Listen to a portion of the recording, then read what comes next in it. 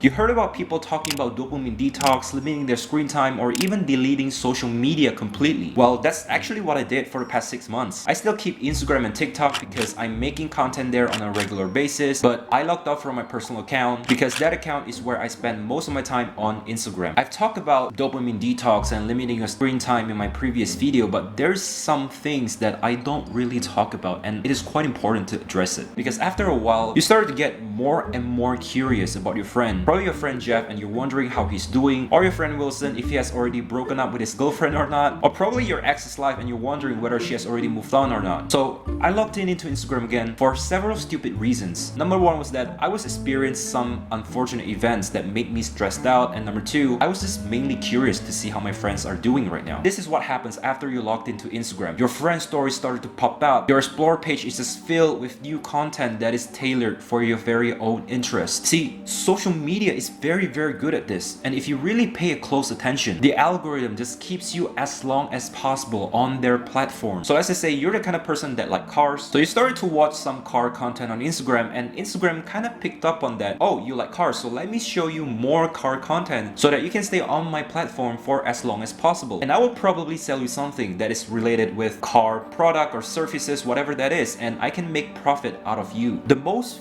up thing that I found out, so whenever I try to exit their platform, whether that's Instagram or TikTok, so I'm currently using Samsung, which is an Android, and they have come with a back button and a home button, and if you wanted to quit their platform by pressing the back button, they don't let you do that. Instead of exiting the platform, they refresh a whole set of new content that is ready for you to watch all over again. It's just f***ed up because Instagram doesn't even have that pop-up notification that will tell you, hey, you can press the back button once again to actually exit the platform, but they don't do that. So if you go to the explore page on Instagram, I mean, there's just endless content that will make me feel uneasy about my own progress, or even anxious, or even depressed at some point. And as you can see over here, there's the badminton content because I play badminton on a regular basis, and sometimes I even play chess. You can see the content over here, I think. Oh yeah, there's the chess content over here.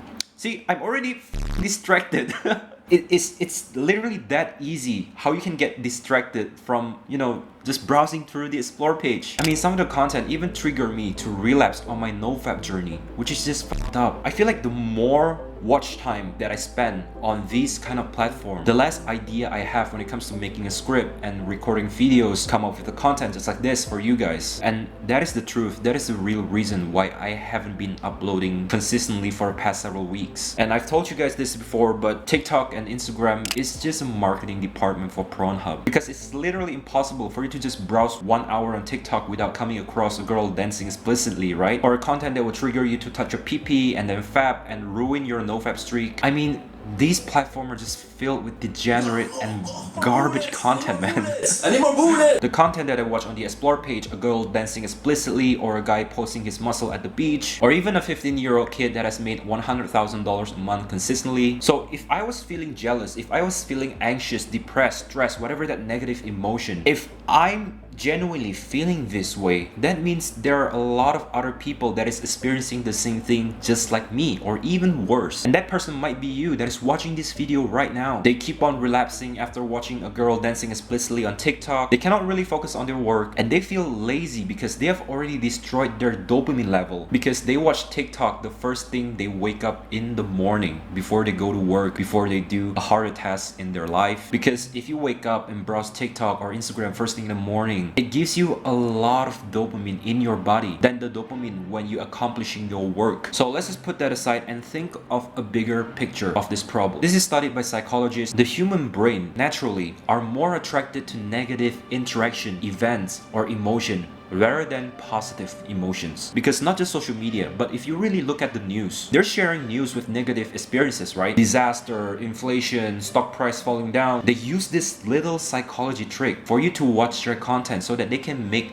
money out of it, and in return you feel more shitty about yourself, and you feel a little bit more worried, more stressed about the outer current situation right now. Let's look at Logan Paul versus KSI, and it was really a huge fight. They made a lot of money from doing so because the audiences were hooked into believing that they hated each other, and they were really smart. They know how to use that psychology trick as well. So you know what they did before the fight? They spread hate to each other, they threw stuff at each other, and then lastly they turn your emotion into profits by selling all their tickets into the boxing fight. I mean, they're really making much more money than real professional boxers. And again, if you really think about it, they weren't professional boxers. They're just very good at grabbing your attention. At the end of the day, you are the product. If you keep on following the trend, the news, what happens with the Kardashians, or keep up with the drama out there, you'll never go far in life. You'll always be running in circles if that's the case. Because a man who lacks purpose will always distract himself with pleasures. I was in that situation and it really ruined my life. At the end of the day, it's not about who won the fight, whether Logan Paul or KSI. It's more about putting your focus and your attention into the right direction. In this modern world, your attention is a very, very valuable currency. And if you focus on the wrong thing, like the news, the drama, the fight, whatever that is, you will be the product. Being told what you should do, you should buy that ticket, you should listen to their new song, you should watch this Netflix series. I mean, essentially, you're just ruining your own potential. Just like how I ruined my potential several weeks ago because simply I downloaded Instagram and ruined a lot of potential. But Albert, sometimes you gotta have fun in life, you gotta enjoy that music. I fell down.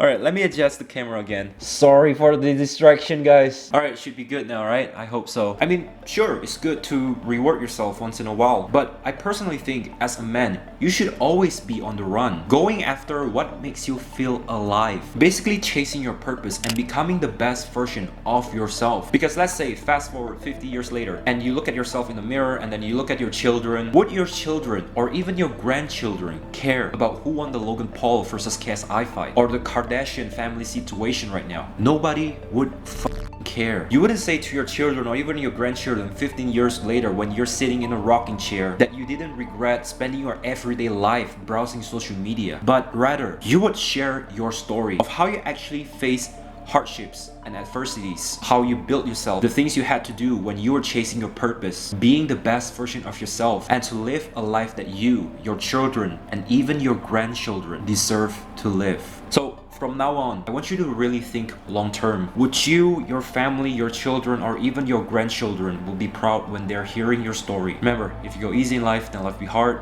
But if you go hard in life, then life will be easy. Find comfort in discomfort. See you next video. Cheers.